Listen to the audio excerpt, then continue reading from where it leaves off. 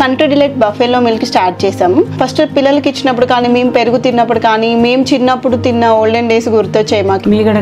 మీగడ కూడా పాలు కాచాక మీగడ బాగా రావడం, అప్పుడు మా చిన్ననాటి రోజులు గుర్తొచ్చాయి అన్నమాట. అనేక దేశాల్లో విదేశీయులపై వ్యతిరేకత పెరుగుతోంది. ముఖ్యంగా పశ్చిమ దేశాల్లో చూసుకుంటే ఈ వలసలపై వ్యతిరేకత తీవ్ర స్థాయిలో ఉంది సార్. రీసెంట్గా బ్రిటన్లో కూడా మనం చూసాం సార్. దీనికి భారతీయులు కూడా బాధితులే. మన వాళ్ళు అక్కడ దసరా, వినాయక చవితి, దీపావళి సంబరాలు చాలా గ్రాండ్గా చేస్తారు కదా సార్. దాని మీద కూడా వైట్ అమెరికన్స్ అభ్యంతరం వ్యక్తం చేస్తూ ఉన్నారు సార్. ప్రజెంట్ మీరు అమెరికాలో ఉన్నారు కాబట్టి ఈ వ్యతిరేకతకు కారణం ఏంటి, దీనికి పరిష్కారం ఏంటి అంటే ఏం చెప్తారు? అంటే మీరు అనేది ఒక భారతీయుల పట్లే కాదు, విదేశీయుల పట్ల వ్యతిరేకత. అది అమెరికాలో కానీ, మీకు యూరోప్లో కానీ, ఐర్లాండ్లో కానీ ఇది వాస్తవంగా చాలా తీవ్ర రూపం దాలుస్తోంది.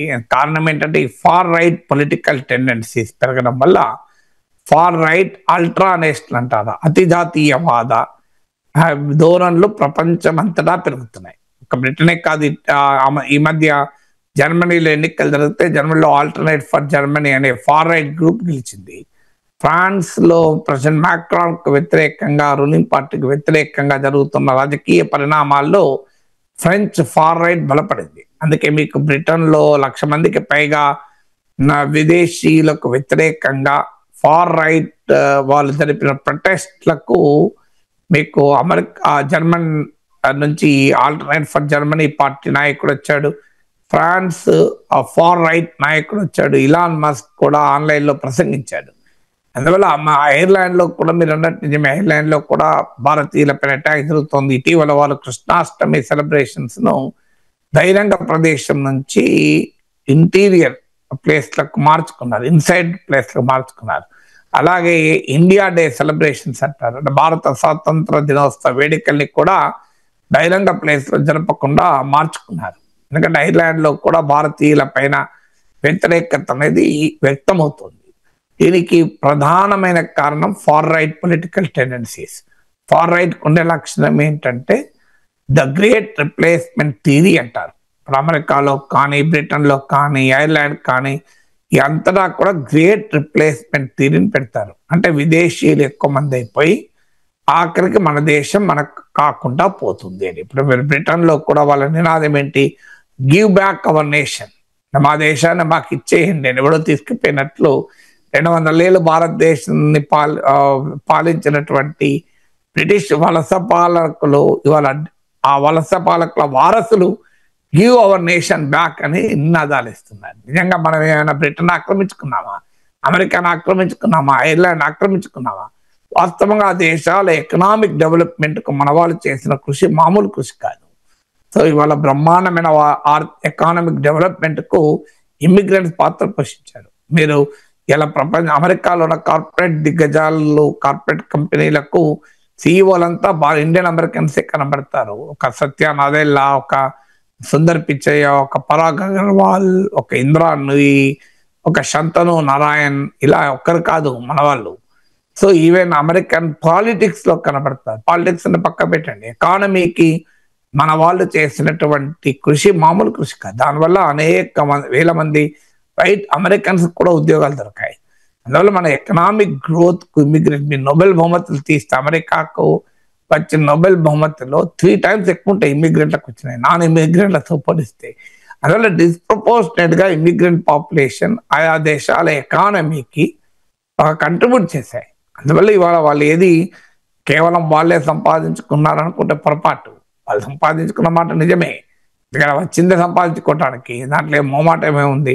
సంపాదించుకున్నారు, కానీ తాము సంపాదించుకుంటూ తమ మాతృభూమి అభివృద్ధికే కాదు తమ కర్మభూమి అభివృద్ధికి కూడా చాలా ఇతోధికంగా కృషి చేశారు. ఇలా మన వాళ్ళు వచ్చి అమెరికాలో ఎకానమీని డెవలప్ చేశారు కదా. సో అది కానీ ఈ ఫార్ రైట్ ఈ వాస్తవాన్ని గమనించకుండా గ్రేట్ రిప్లేస్మెంట్ థియరీ, దాని కొంత ఫ్యాక్ట్స్ నిజమే. వైట్ అమెరికన్ పాపులేషన్ కంపారిటివ్లీ 50 ఏళ్ల కింద ఉన్నంతగా ఇప్పుడు లేదు.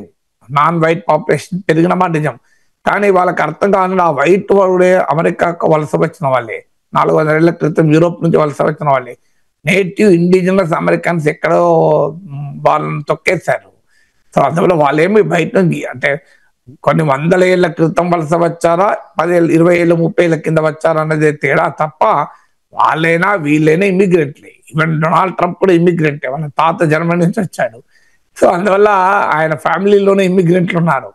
సో అందువల్ల అదేమి మొత్తేమి కాదు ఇమ్మిగ్రెంట్స్. కానీ ఈ ధోరణి ఎందుకు వస్తుందంటే ఆయా దేశాల నుండి అసమానతల్ని రాజకీయంగా ఉపయోగించుకునేటువంటి స్వభావాలు ధోరణులు పెరుగుతుంటాయి. ఇప్పుడు ఐర్లాండ్లో ఎందుకు జరుగుతున్నది అంటే ఇటీవల కాలంలో ఐర్లాండ్లో, ముఖ్యంగా ఐర్లాండ్లో ఒక్కసారిగా విదేశీ పెట్టుబడులను ఆహ్వానించి ఐటీ రంగం అభివృద్ధి అయింది. మన వాళ్ళు చాలా మంది ఇక్కడ ఉద్యోగాలు సంపాదించుకున్నారు ఈ 10 years లో. మనకి ఈవెన్ అమెరికాలో కూడా ఎప్పటి నుంచో ఇండియన్స్ 1950s లోనే ఇండియన్ అమెరికన్స్ అమెరికన్ పార్లమెంట్ లో సభ్యత్వం కలిగి ఉన్నారు. కానీ ఇటీవల కాలంలో బాగా పెరిగిన మాట నిజం. సో పెరుగుతున్న మాట కూడా నిజం. ఎందుకంటే గ్లోబలైజేషన్ లో క్యాపిటల్, గూడ్స్, టెక్నాలజీ ఫ్లో కాదు, మనుషులు కూడా ఫ్లో అవుతారు. మనుషులు మాత్రం ఫ్లో కాకూడదు, అమెరికా వస్తువులు ఫ్లో కావాలి, అమెరికన్ కల్చర్ ఫ్లో కావాలి, అమెరికన్ సినిమాల ఫ్లో కావాలి, అమెరికా పెట్టుబడుల ఫ్లో కావాలి అంటే ఎట్లా కరెక్ట్ అవుతుంది? అందువల్ల గ్లోబలైజేషన్ అనేది అన్ని రకాలుగా ఉంటుంది. అందువల్ల మనుషులు కూడా గ్లోబలైజ్ అవుతూ ఉంటారు. సో అందువల్ల పెరిగిన మాట నిజం. దీన్ని తమకు ఆయుధంగా మార్చుకుంటోంది ఫార్ రైట్ పొలిటికల్ టెండెన్సీస్. అంటే సమాజంలో విభజనను తీసుకొచ్చి ఆ విభజన ఆధారంగా రాజకీయ ప్రయోజనం పొందడం ఈ అతిజాతీయవాద లక్షణం, దుర్లక్షణం. ఇదొక కారణం.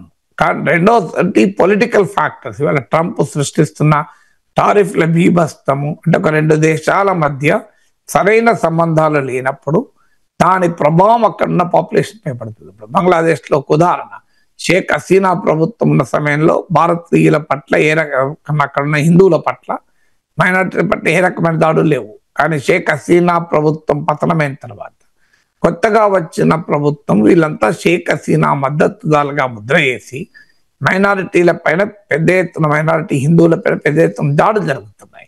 సో అందువల్ల అక్కడ వచ్చినటువంటి ప్రభుత్వాల స్వభావము, రాజకీయ మార్పుల స్వభావం కూడా దీనికి ప్రభావం చూపుతుంది. ఇప్పుడు Donald Trump make America great again నినాదం యాక్చువల్గా మేక్ అమెరికా వైట్ అగైన్ అని నినాదం. అది అంటే అమెరికాను తిరిగి వైట్ అమెరికాగా మార్చాలని. సో ఆయా దేశాలు, ఇప్పుడు అమెరికా ఉదాహరణ చెప్పాను మీకు, బంగ్లాదేశ్ ఉదాహరణ చెప్పాను, ఆ దేశాల్లో వచ్చేటువంటి రాజకీయ మార్పులు పరిణామాలకు కూడా ప్రభావం చూపుతాయి. ఇక మూడవది మన వాళ్ళు సాధించిన విజయాలకు కూడా కొన్నిసార్లు మనకు ఇబ్బందిగా మారుతుంది.